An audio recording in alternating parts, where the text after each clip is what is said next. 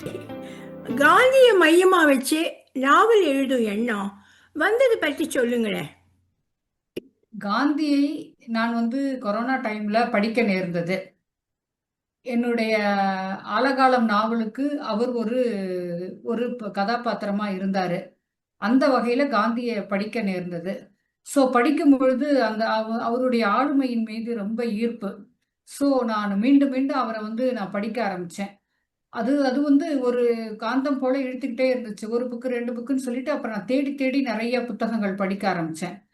அப்ப படிச்சுக்கிட்டே போகும்பொழுது எனக்கு காந்தியை பத்தி நிறைய விஷயங்கள் தெரிஞ்சுக்கிட்டே இருந்தது. அப்போ திருப்பி திருப்பி மீண்டும் மீண்டும் அந்த அவர் மேல ஈர்ப்பு அதிகமாகும் பொழுது நான் அதை படிச்சுக்கிட்டே இருந்தேன். அப்போ நாவலாக்கலாம் அப்படிங்கிற ஒரு எண்ணம் வந்துச்சு.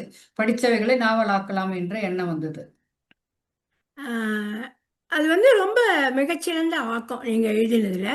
ஏன் காந்திக்கும் அவர் மகன் ஹரிலாலுக்கும் உள்ள உறவையும் வேறுபாட்டையும், அதாவது முரணையும் நடுநாயகமாக வைத்து புனைவுடன் எழுத வேண்டும் என தோன்றியதுக்கு என்ன பின்னணி, என்ன காரணம்? அதாவது நீங்க என்னுடைய நாவல் காந்தி ஹரிலால் சன் ஆஃப் மோகன்தாஸ் கரம்சந்த் காந்தி அதை பத்தி கேக்குறீங்கன்னு நினைக்கிறேன். ஆமா, அதேதான். நான் காந்தியை பத்தி 4 நூல்கள் எழுதியிருக்கேன். முதல் நாவல் ஹரிலால் சன் ஆஃப் மோகன்தாஸ் கரம்சந்த் காந்தி. காந்தியை படிக்கும் பொழுது காந்தியின் மேல காந்தியை அவர் அவர் மேல் அவர் காந்தியை பற்றி காந்தி எழுதியவைகளையும் படிக்கணும். அதே சமயத்துல காந்தியை பற்றி எதிர்மறையா எழுதப்பட்டவைகளையும் படிக்கணும். அதே சமயத்துல அவருடைய ஃபாலோவர்ஸால எழுதப்பட்டவைகளையும் படிக்கணும். எல்லாத்தையுமே படிக்கும் பொழுதுதான் ஒரு ஒரு ஒரு மனிதரின் ஒட்டுமொத்த சித்திரம் நமக்கு கிடைக்கும். ஆமா. அந்த வகையில காந்தியின் மீது நிறைய அவருடைய மகன் குறித்து நிறைய அவதூறுகள் இருந்தது. சோ நிறைய அவதூறுகள்ல அவர் மீதான நிறைய அவதூறுகள்ல அதுவும் ஒன்று. பட் நான் அதை அதை அதை நான் அதை ஊன்றி படிக்கும் பொழுது ஹரிலால் எங்க ஒரு சவுத் ஆப்பிரிக்கால இருக்கும் பொழுது காந்தி தென்னாப்பிரிக்காவில் போராட்டத்தில் ஈடுபட்டு இருக்கும் பொழுது ஹரிலால் அங்க போறாரு. அவங்க அம்மா அப்பா அவங்களோட ஹரிலால் போறாரு. போகும் பொழுது தான் அந்த மன வேறுபாடு வந்ததா நான் பார்த்தேன். அதுக்கப்புறம் அது ரொம்ப அதுக்கப்புறம் நான் காந்தியை படிக்கும் பொழுது தொடர்ந்து அது அவருடைய இறப்பு வரைக்குமே ஹரிலாலோட கதாபாத்திரம் ஒட்டியும் வெட்டியும் விலகியும் ஒட்டியுமா இருந்துட்டே இருந்ததை நான் கவனிச்சுட்டே இருந்தேன்.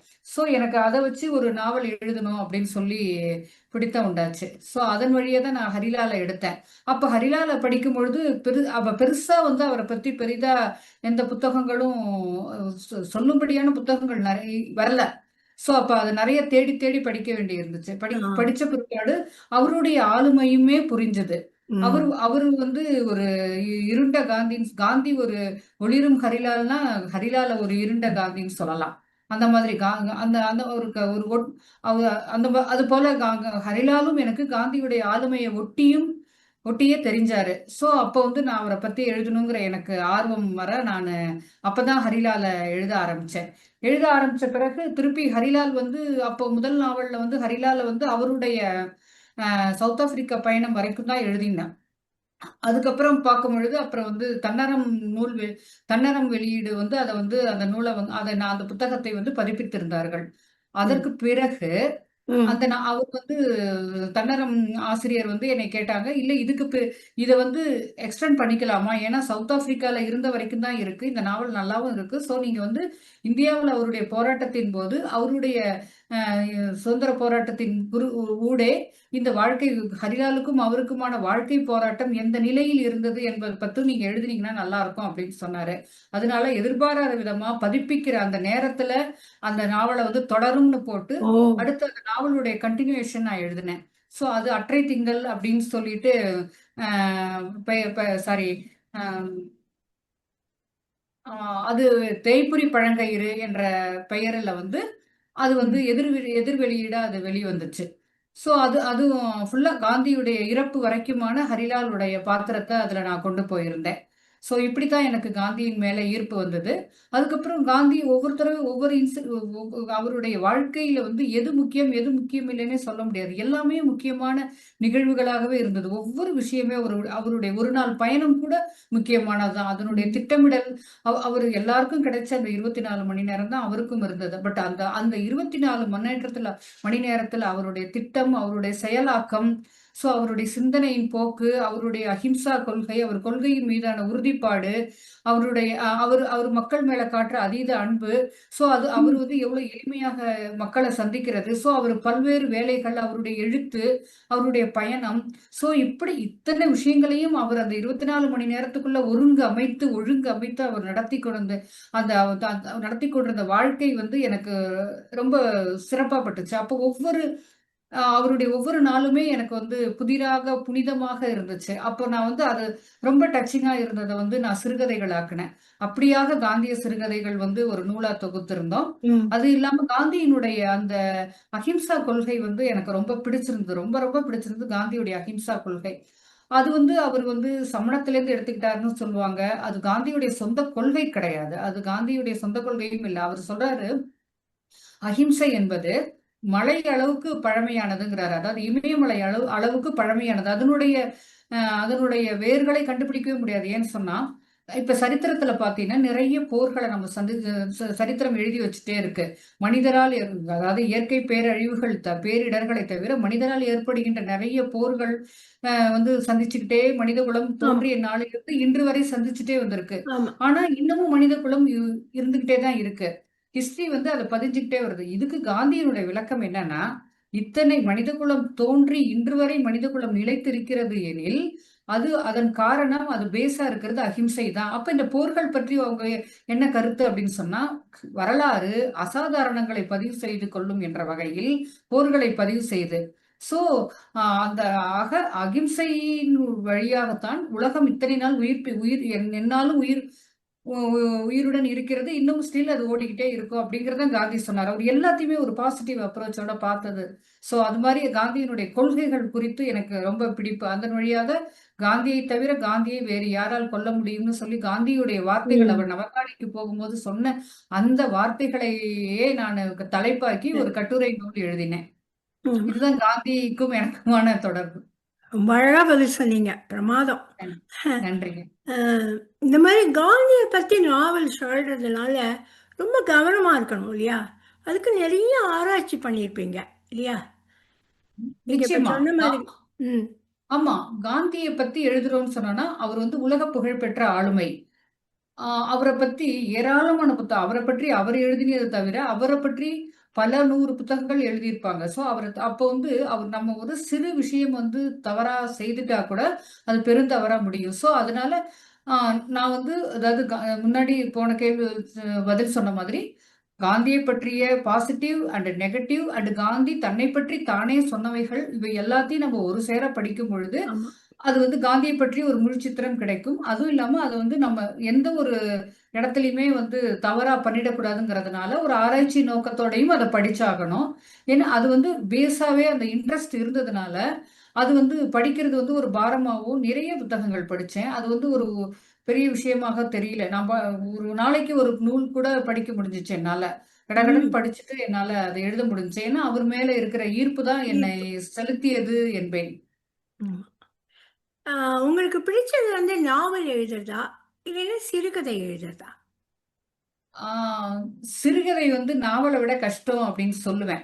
ஓ. ஏன்னா, சிறுகதை வந்து ஒரு ஒரு சின்ன பாகத்துக்குள்ள நம்ம என்ன சொல்ல வந்தோங்கிறத வந்து அழகா சொல்லி முடிக்கணும்.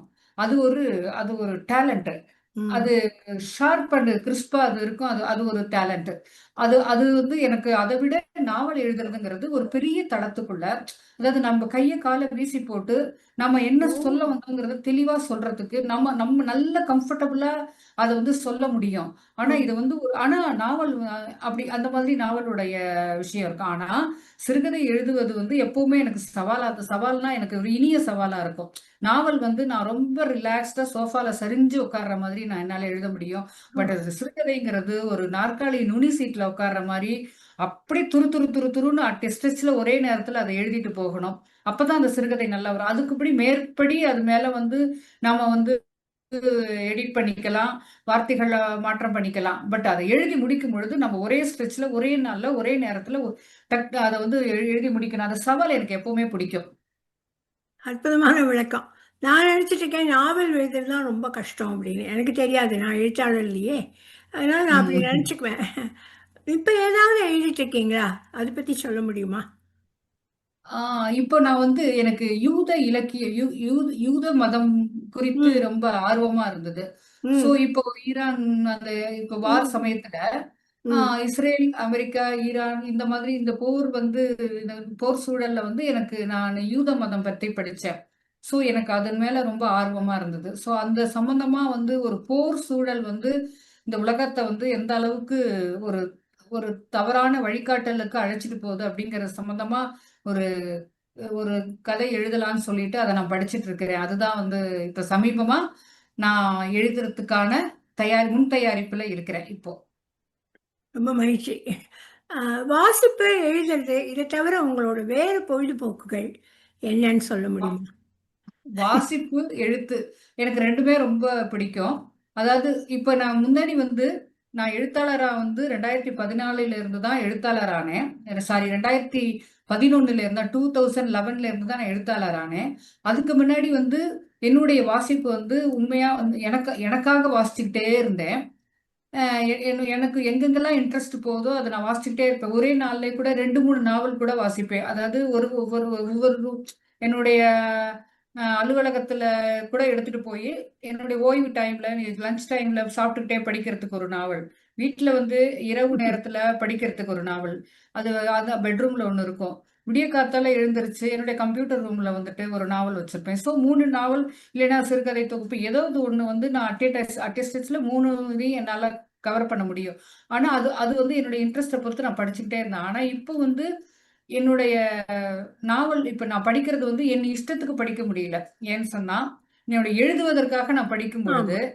சிலது வந்து படிக்க அவ்ளோ ஆர்வமா இருக்கும். இல்ல, இல்ல நம்ம இந்த எழுதுறதுக்காக தரவுகள நம்ம கலெக்ட் பண்றதுக்காக அத முடிச்சுட்டு இதுக்கு வருவோமே அப்படின்னு சொல்லிட்டு, அத எடுத்து எடுத்து திறந்து திறந்து பார்த்துக்கிட்டே இருப்பேன். ரொம்ப ஆர்வமா இருக்கும். புக் ஃபேர்லயோ நெறைய வாங்கிட்டு வந்திருப்போம்.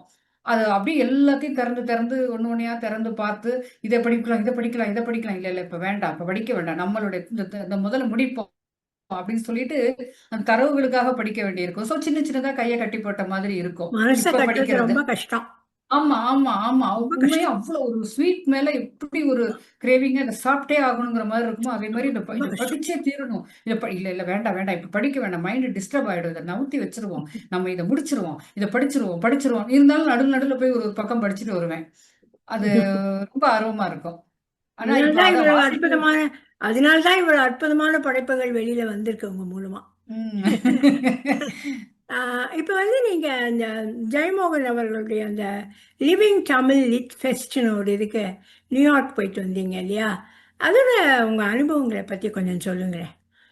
ஆ அதாவது ஜெயமோகன் அவர்கள் வந்து ஒரு தமிழ் இலக்கியம் வந்து ஒரு உலக அளவில் அறியப்படாத ஒரு இலக்கியமாக இருக்கு. தமிழ்ல வந்து இத்தனை எழுத்தாளர்கள் இத்தனை காத்திரமாக எழுதுறாங்க அப்படிங்கிற விஷயமே வந்து உலக அளவுல தெரியாம இருக்குது. அத வந்து உலகத்தின் வெளிச்சத்துக்கு கொண்டு வரணும் அப்படிங்கிறதுக்காக அவர் அவருடைய கனவு அத வந்து அவர் வந்து நனவாக்குறதுக்கு அத வந்து உலகத்தின் ஒரு முக்கியமான சிட்டில வந்து அத வைக்கணும்னு சொல்லி நியூயார்க்குக்கு அ ப அழைச்சிட்டு போனாரு. அப்ப வந்து முக்கியமான அது வந்து பல கேட்டகரியில எழுத்தாளர்கள், கவிஞர்கள், அதுபோல அந்த தமிழை வந்து ஆங்கிலத்தில் டிரான்ஸ்லேட் பண்ணி உலக அளவில் அதை கொண்டு போகறதுக்கான முயற்சியில் ஈடுபட்டிருப்பவர்கள், அந்த பதிப்பகம் வைச்சிருக்கிறவங்க. இந்த மாரி பல தரப்பட்டவர்களை ஒருங்கிணைத்து, அ அதே மாரி மலேசியால இருந்தும், சிங்கப்பூர்ல இருந்து, தமிழ்நாட்டுல இருந்து, கனடால இருந்து இப்படி பல்வேறு நாடுகள்ல தமிழ் ஆர்வலர்கள், தமிழ் எழுத்தாளர்களை ஒருங்கிணைத்து சிலோன்ல இருந்து இப்படி அவர்களை ஒருங்கிணைத்து அது மட்டும் இல்லாம அந்த பார்ட்டிசிபென்ட்ஸுமே வந்து அத்தனை அழகா அத வந்து அந்த அதாவது இலக்கியம் சார்ந்த ஒரு கூடல வந்து அவர் ஒருங்கமைவு செய்திருந்தார். அதாவது ஒற்றை மனிதனின் ஒரு கனவு பல அதாவது இத்தனை எழுத்தாளர்களின் சிந்தனைக்குள் புகுந்து ஒரு பெரு நிகழ்வாக ஒரு வெற்றிகரமான நிகழ்வாக நடத்தப்பட்டதுதான் அந்த லிவிங் தமிழ் லிட் ஃபெஸ்ட் அப்படிங்கிற ஒரு நிகழ்வு. சீரிய முயற்சி தான். ஆமா. ஒரு சீரிய முயற்சி. அதாவது தமிழை வந்து ஒரு உலக அரங்கில் கொண்டு கொண்டு நிறுத்துவதற்கான சேர்க்க மிக வேண்டும். முக்கியமான ஒரு நிகழ்வு இது. சோ அத வந்து அவர் வெற்றிகரமா நடத்தியிருந்தாரு. ஒரு பொதுவா வந்து அ ஒரு கனவை வந்து கனவாகவே நீடிக்க வைக்கிற மனிதனை காண்கிறவர்கள் மத்தியில, கனவ வந்து செயல்படுத்த முடியாத ஏக்கத்துல இருக்கிறவங்க மத்தியில, கனவை வந்து மற்றவர்களுக்குமாக சேர்த்து கண்டு அந்த கனவை நனவாக்கிய அந்த தருணத்தை அவர் அனுபவிப்பதில் நாங்களும் உடன் இருந்தோம் என்பது மிக்க மகிழ்ச்சி. ஆமா. நல்ல அருமையான ஒரு விழா. ம். உங்கள் குடும்பம், நட்பு வட்டம் அதை பத்தி கூற முடியுமா? அவங்க உங்க எழுத்துக்கு எப்படி ஊக்கம் கொடுக்கறாங்க? எனக்கு 2 பொண்ணுங்க. கணவர், 2 பொண்ணுங்க. அதாவது நான் அலுவலகத்தில் வேலை பார்க்குறேன். என் பொண்ணுங்க 2 பேரும் பட் அவங்க அவ்வளோ தூரம் இன்ட்ரெஸ்ட்டா, அதாவது என்ன அளவுக்கு யாரும் இலக்கியத்துல ஈடுபாடு கொண்டவர்கள் இல்லை எனினும், என் ஹஸ்பண்டுக்கும் இது இதுல இலக்கியத்துல ஈடுபாடு இருக்காது. அவர் அவருடைய தொழிலே வேற. அவர் ஸ்டோன் கிரஷிங் யூனிட் வச்சிருக்காரு. ஸோ அவருடைய தொழிலுக்கும் என்னுடைய இதுக்கும் சம்பந்தம் இல்லை. அவர் பிஸியா இருப்பார் அவருடைய பிசினஸ்ல. பட் என்னை மென்டலி பிசிக்கலி எந்த ஒரு எனக்கு மென்டலி என்னை ஃப்ரீயா விடுறதே எனக்கு ஆமா. ரொம்ப சந்தோஷமா இருக்கு. அதாவது உனக்கு சுதந்திரம் கொடுத்தார்கள் அப்படின்னு நான் சொல்ல மாட்டேன். என்னுடைய சுதந்திரம், என்னுடைய பிறப்புரிமை. நான் அதை பத்தி நான் பேசல. அதாவது என்ன ஃப்ரீயா, அதாவது நான் எதனாலும் கவலைப்படாம எந்த ஒரு விஷயத்தையும் தான் எடுத்துக்கிட்டு செய்யறதே எனக்கு ரொம்ப எனக்கு எழுதுவதற்கான ஒரு வசதியான, ஒரு சாதகமான ஒரு சூழ்நிலை உருவாகுதுன்னு தான் சொல்வேன். சோ குடும்பம் ரொம்ப சாதகமான சூழ்நிலை தான். அது இல்லைன்னா எழுத முடியாது. நிச்சயமா, நிச்சயமா, நிச்சயமா. பெண்கள் எழுத ரொம்ப முடியாது. ஆமா. எழுத முடியாது. அது மாதிரி நட்பு வட்டம்ங்கிறது எனக்கு பெரிய அளவுல நான் இருக்குன்னு சொல்ல மாட்டேன். ஓரளவுக்கு ஓரளவுக்கு நட்பு வட்டத்தை என்னால அந்த அளவுக்கு பேண தெரியல எனக்கு. ஓரளவுக்கு இருக்கும். ரொம்ப க்ளோஸா 2, 3 பேர் அவ்வளவுதான். பெரிய நட்பு வட்டம் எனக்கு அதுதான் மைனஸ். அது அது அது பிளஸ் அப்படின்னு சொன்னோம்னா எனக்கு அதுக்காக நேரம் கிடைக்கும். ஆனா மைனஸ் அப்படின்னு சொல்லும்போது, நான் பொதுவா என்னை முன்னிறுத்திக்கிறதுக்காக எந்த ஒரு சோசியல் மீடியாலயோ, ஃபேஸ்புக் அந்த மாதிரி எதுலயுமே என்னுடைய படைப்புகள் பத்தி எழுதுறதோ, நான் இது மாதிரி எழுதியிருக்கேன், படைப்பு வந்திருக்குங்கிறதோ, எதுலயுமே நான் என்னை முன்னிறுத்திக்கிறது கிடையாது. அதே மாதிரி எந்த ஒரு பெரிய அளவுல எனக்கு நட்பு வட்டம் இல்லாததுனால யாரும் எனக்கு நான் அதாவது எனக்கு பெருசா நட்பு வட்டம் இல்லாததன் காரணமாக நான் யார்கிட்டயும் இதை ஷேர் பண்றதும் இல்லை. 2 பேர் என்னுடைய இடபம் எழுதின கண்மணி, மஞ்சுளா தேவி, லதா அருணாச்சலம், சித்ரா பாலசுப்ரமணியன், இது மாதிரி ஒரு 4, 5 பேர். இப்பதான் அழகு நிலா, இவங்க எல்லாம் கொஞ்சம் ஃப்ரெண்ட்ஸ் ஆயிருக்காங்க. ஸோ இந்த மாதிரி ஒரு குறுகிய வட்டத்துக்குள்ள நான் பழகிட்டு இருக்கிறனால என்னுடைய கதைகள் எழுதுனா அவங்களுக்கு அனுப்புவேன், பார்ப்பாங்க. ஸோ நல்லா இருக்கு, நல்லா இல்லைன்னு சொல்லிட்டு ஆனா கராரான விமர்சனம் வைப்பாங்க. ஸோ இப்படியான ஒரு இவ்வளவுதான் பெரிய அளவுல நான் நட்பு வட்டம் இருக்குன்னு சொல்ல மாட்டேன். பட் ஆனா இனிமே அதை பேசிக்கணும்னு நினைக்கிறேன். ஆனா ஏன்னா உங்களுக்கு இவ்வளவு பெரிய நட்பு வட்டம் இல்லாமலேயே நீங்க இவ்வளவு பிரசித்தி பெற்றிருக்கீங்க எழுத்தின் பிரசித்தி மூலமாக. ஒரு ஏன்னா எழுத்தாளர் யாரை பிரசித்தி கேட்டாலும் பெற்றிருக்காரு கலைச்செல்வி, அப்படிங்கிறதே ஒரு அதிசயமா இருக்கு. யாரை கேட்டாலும் கலைச்செல்வியை பத்தி நான், ஓ அவங்களா அப்படின்னு தான் சொல்றாங்களே ஒழிய, என்னை பொறுத்த வரைக்கும் எனக்கும் ரொம்ப ஒன்றும் கிடையாது. பட் ஸ்டில் ரொம்ப ரொம்ப அழகா நீங்க இன்னைக்கு பதில் சொன்னீங்க. அது அப்படியே உங்களுக்கு வருது பதிலெல்லாம் தன்னால. இன்னைக்கு உங்களை சந்திச்சு உரையாடினதுல ரொம்ப மகிழ்ச்சி கலைச்செல்வி. இலக்கிய பரப்பில் உங்களின் ஒளி இன்னும் பறந்து விளங்கட்டும். சொல்வனத்தின் சார்பாக உங்களுக்கு எங்களது வாழ்த்துக்கள். சொல்வனத்தின் புனைவு வனத்தில் மறுபடி நாம் இணையும் வரை அனைவருக்கும் அன்போடு வணக்கம்.